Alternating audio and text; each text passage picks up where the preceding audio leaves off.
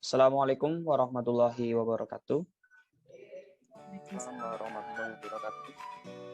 Sebelumnya kami ucapkan terima kasih untuk waktu dan kesempatan yang diberikan kepada kelompok 48 dari Program Studi Teknik Industri Universitas Muhammadiyah Surakarta untuk mempresentasikan salah satu materi dari praktikum fisika dasar, yaitu pelengkungan batang, untuk memenuhi tugas postes dosen.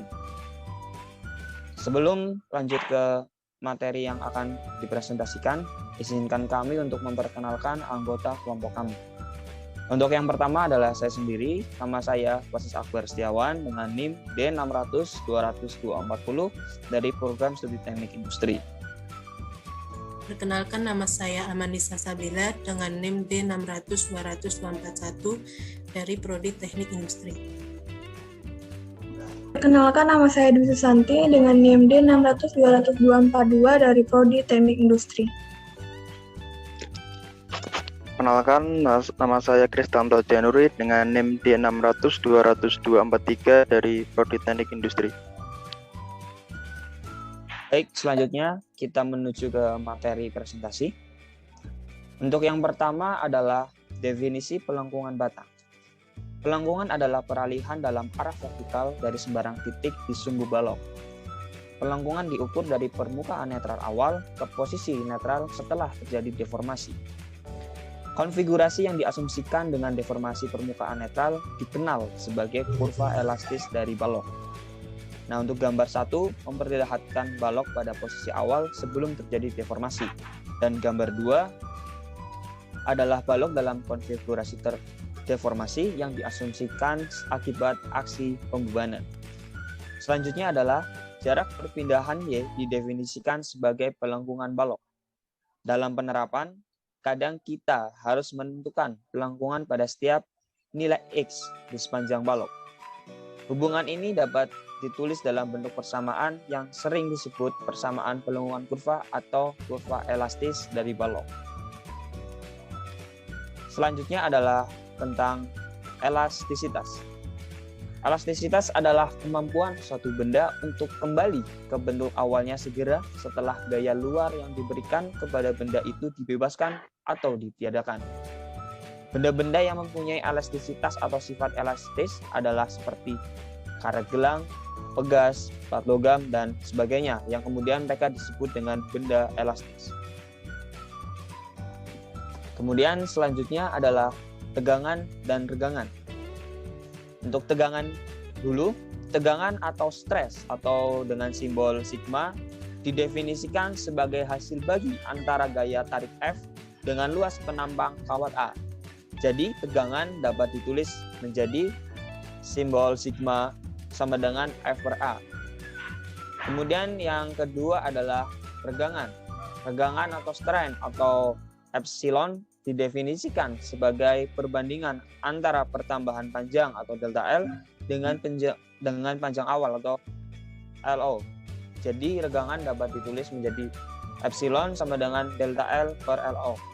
Untuk keterangannya sendiri, sigma adalah tegangan, kemudian F adalah gaya, A adalah luas penampang, delta L adalah pertambahan panjang, dan LO adalah panjang awal.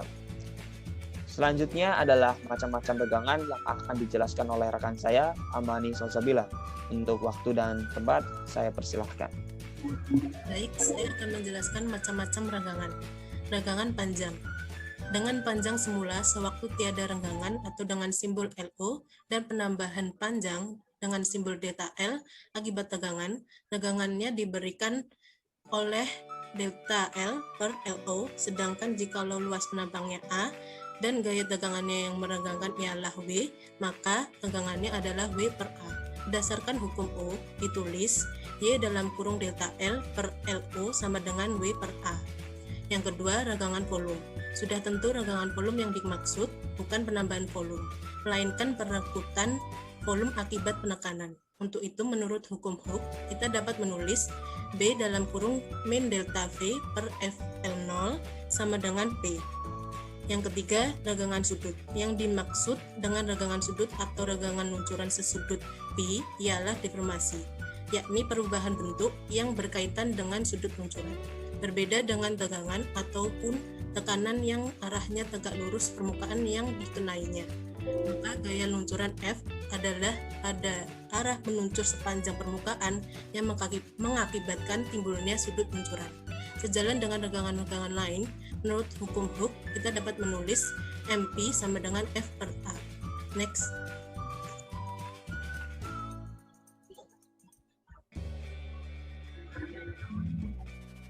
Yang kedua yaitu modulus elastisitas. Modulus elastisitas adalah rasio antara tegangan dan regangan. Kebanyakan benda adalah elastis ke suatu gaya dengan benda besar tertentu, yang biasa disebut sebagai batas elastisitas.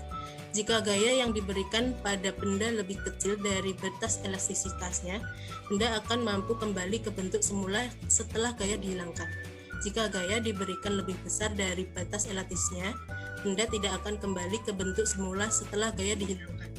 Modulus elastisitas kayu dapat dihitung melalui pemberian beban sebagai tegangan yang diberikan pada kayu dan mengamati penunjukan oleh garis rambut sebagai renggangannya. Tegangan yang diperlukan untuk menghasilkan suatu renggangan tertentu bergantung pada sifat bahan yang menderita tegangan itu.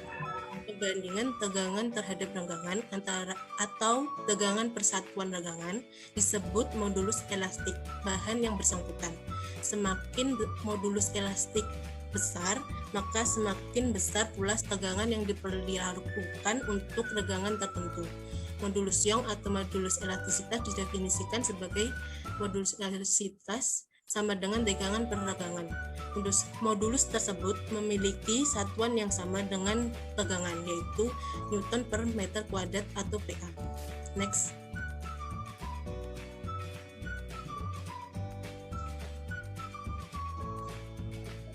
Perbandingan antara tegangan dan regangan disebut sebagai modulus elastisitas atau modulus Young, atau dengan simbol E. Ini sama dengan sigma per E atau E sama dengan F per A sama dengan F per delta L per LO.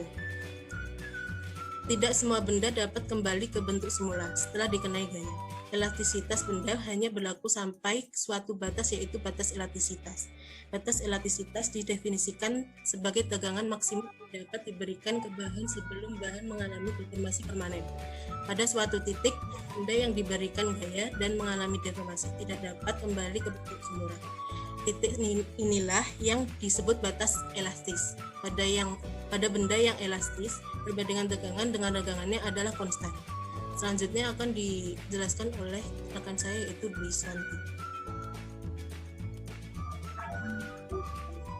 Selanjutnya adalah tetapan gaya pada benda elastis. Menurut hukum Hooke yang menyatakan gaya yang bekerja pada sebuah batang akan mengakibatkan perubahan panjang atau pelengkungan pada batang tersebut selama dalam batas elastisitasnya, yang dinyatakan dengan F sama dengan K kali X dengan mensubstitusikan persamaan modulus elastisitas E ke dalam persamaan hukum Hooke, maka didapatkan F per A sama dengan E delta L per LO.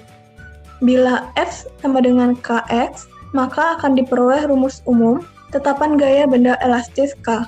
K sama dengan delta AE per LO.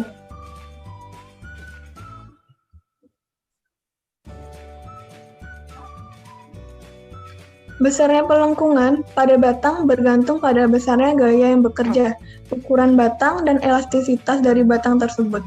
Pada gambar berikut ini diperlihatkan berbagai stres yang bekerja pada batang beserta perubahan yang diakibatkannya. Simpangan pelengkungan pada batang logam di atas didapatkan bersamaan sebagai berikut. F sama dengan BL pangkat 3 per EBH pangkat 3 dengan B sama dengan M kali G. Untuk pelenturan batang yang digantungkan pada dua tiang, ini gambarnya. Dari gambar di atas didapatkan persamaan F sama dengan BL pangkat 3 per 4 EBH pangkat 3 dengan B sama dengan M kali G. Keterangan F adalah simpangan pelenturan batang, L sama dengan jarak dari tumpuan ke tumpuan, E sama dengan modulus elastisitas batang, B kecil sama dengan lebar batang, B besar sama dengan berat beban, H sama dengan tebal batang, M sama dengan massa beban, dan G sama dengan percepatan gravitasi. Selanjutnya, penerapan dalam kehidupan sehari-hari. Yang pertama yaitu dinamometer untuk mengukur besarnya gaya. Yang kedua, timbangan, mengukur berat badan atau menggunakan neraca pegas. Yang ketiga ada karet ketapel. Ketika hendak menembak burung dengan ketapel misalnya, karet ketapel terlebih dahulu diregangkan atau diberi gaya tarik.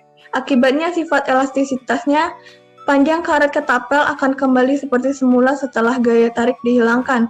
Yang keempat, papan loncatan pada cabang olahraga loncat.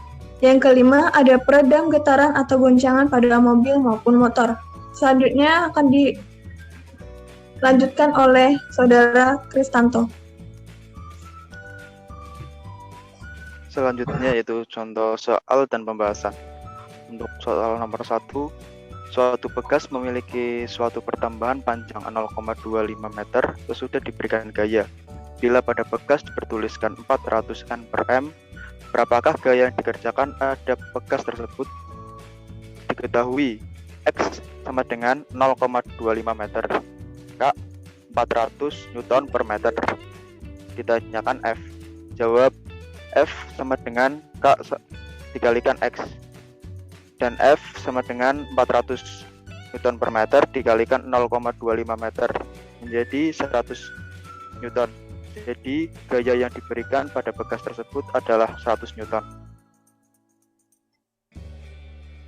Next. Untuk soal nomor 2, seutas kawat panjangnya 50 cm dan luas penampang 2 cm. Yang kedua, sebuah gaya 50 Newton bekerja pada kawat tersebut sehingga kawat bertambah panjang menjadi 50,8 cm. Hitunglah A. Regangan atau strain kawat, B. Tegangan atau stres kawat, yang C. Modulus elastisitas kawat.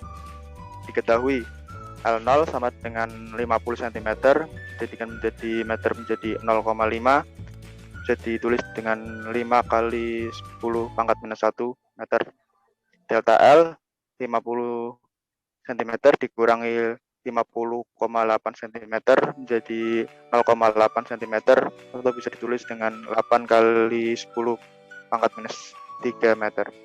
Untuk A 2 cm kuadrat dijadikan meter menjadi 2 kali 10 pangkat minus 3 meter kuadrat.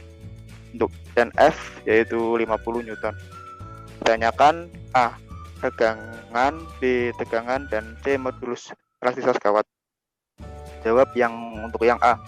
Regangan kawat atau strain, atau dirumuskan dengan epsilon, atau bisa ditulis dengan epsilon sama dengan delta L per L0 sama dengan 8 kali 10 pangkat minus 3 dibagi 5 kali 10 pangkat minus 1 menjadi 1,6 kali 10 pangkat minus 2. Jadi regangan kawat tersebut adalah 1,6 kali 10 pangkat minus 2. Untuk selanjutnya yang B, tegangan kawat atau stres, bisa dilambangkan dengan sigma. Sigma sama dengan F per A sama dengan 50 per 2 kali 10 pangkat minus 4 sama dengan 2,5 kali 10 pangkat 5 Newton per meter kuadrat. Jadi tegangan kawat tersebut adalah 2,5 kali 10 pangkat 5 Newton per meter kuadrat. Untuk yang C, modulus elastisitas kawat, E sama dengan sigma per epsilon sama dengan 2,5 kali 10 pangkat 5 dibagi 1,6 kali 10 pangkat minus 2 jadi 1,6 kali 10 pangkat 7 Newton per meter kuadrat. Jadi modulus elastisitas kawat adalah 1,6 kali 10 pangkat 7 Newton per meter kuadrat.